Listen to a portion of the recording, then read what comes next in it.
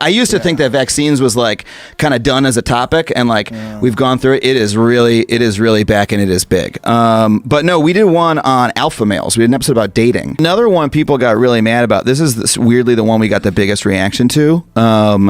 And to the extent that I'm a little hesitant talking about it because it always starts a shitstorm every time I do. Vaccines? No, actually, we've not done a whole one on vaccines, but we really should because it's coming back. And we did one on how the idea of the alpha male doesn't exist in humans. Like if you talk to any anthropologist, any biologist, any sociologist, right?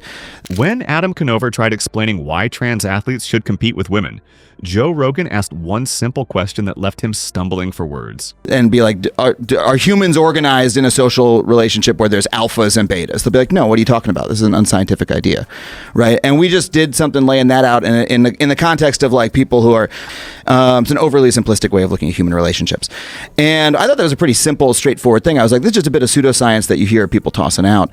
Oh, my type is I like alphas, right? Well, there's no such thing actually, humans are you're dominant in some situations, not in others, right? And people went ballistic on the internet because people have sort of like built a edifice of ideology in their minds about like, there's alphas, there's betas, I'm an alpha, this is what an alpha's like, this is what a beta's like, If a natural woman competes without performance-enhancing drugs, is it fair for someone who recently transitioned to dominate? Conover's face says it all, like watching someone realize they're playing chess without any pieces left.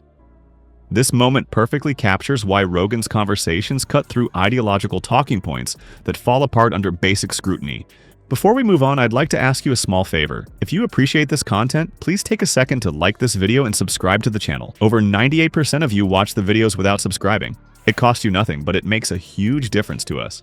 So, did you click the subscribe button? Great! Thank you so much. Now, back to the video. You ever notice how the most effective arguments don't involve shouting matches? That's exactly what makes Joe Rogan's approach so damn interesting. Well, let's take away the words. Yeah. They're clearly men who are more aggressive and athletic and dominant and more confident, and then men who are introverted and shy and more nervous and anxious. That's who that person is. I don't think so necessarily. But so when we're talking about alphas, right? Mm-hmm. In animals, what is that? It's a social hierarchy, right? You know what I mean?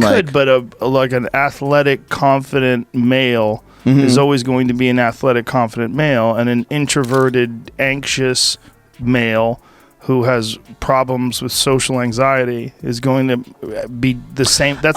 When he sat down with Adam Conover, the Adam ruins everything guy, Rogan didn't need to get worked up or emotional. He just let the facts do the heavy lifting. Conover came into the podcast ready to champion trans athletes competing in their identified gender categories. I think it would be a more interesting sporting world, he confidently suggested, arguing that inclusivity should be the priority in sports. But rather than immediately shooting him down, Rogan did something unusual in today's heated debate climate. He actually listened first. What makes Rogan's technique so effective is the patience. He lets guests like Conover lay out their entire argument before responding. No interruptions, no eye-rolling, just attentive listening. Then, when it's his turn, he asks these simple but devastating questions that expose the logical gaps. Right, in animals. So let's take away that word. I mean, what people are using to describe when they're saying alphas and betas, they're saying like confident, strong, secure people and people that are... But what about the biological advantages? Rogan calmly asked Conover. Even after transition, there are certain physical attributes that don't change. He wasn't attacking Conover personally, just pointing out reality that ideological positions often try to sidestep. When Conover tried to shift the conversation by claiming there's no such thing as a perfectly level playing field anyway, Rogan didn't take the bait. Most hosts would have jumped at this deflection. But Rogan just steered things back to the central issue, the reason we have separate men's and women's sports in the first place. The real tension built as Conover struggled to maintain his position. You could practically see the cognitive dissonance on his face as Rogan brought up specific examples of trans athletes breaking women's records shortly after transitioning. These weren't hypotheticals or thought experiments. They were real cases that Conover's ideological framework couldn't easily explain away. The breaking point came when Rogan asked a question so straightforward, it left Conover visibly uncomfortable. Is it fair for someone who was a man for 30 years to compete against women? Simple question. Devastating effect. Those devastating simple questions aren't limited to trans athlete debates. They're Rogan's secret weapon across every hot-button issue. When Russell Brand tried claiming no one is born a man or woman, Joe didn't need complex counter-arguments or scientific papers. Brand attempted to blur biological lines by comparing UFC fighter Yoel Romero to comedian Andy Dick, suggesting they represent a spectrum rather than distinct categories. Rogan's response? Andy has children. He made them. He impregnated different women. No philosophy degree required. Just an observation so obvious it stopped Brand's theoretical meandering in its tracks. This pattern shows up repeatedly across Rogan's interviews. Take his exchange with skeptic Brian Dunning, who came on the podcast specifically to accuse Joe of promoting conspiracy theories. Instead of getting defensive, Rogan calmly steered the conversation to 9/11 footage by asking simple questions about what Dunning had personally seen. Joe got his critic to acknowledge the same factual observations that supposedly made Joe a conspiracy theorist.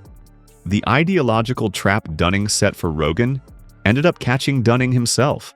Or consider when political commentator Pete Dominick pushed for stricter gun control laws as the solution to America's violence problem. Rather than launching into a Second Amendment lecture, Rogan simply observed, "The main problem is the person who actually shoots people." This statement, so obvious it sounds almost silly to say out loud, cut through pages of policy debate to the core issue that gun control advocates often sidestep.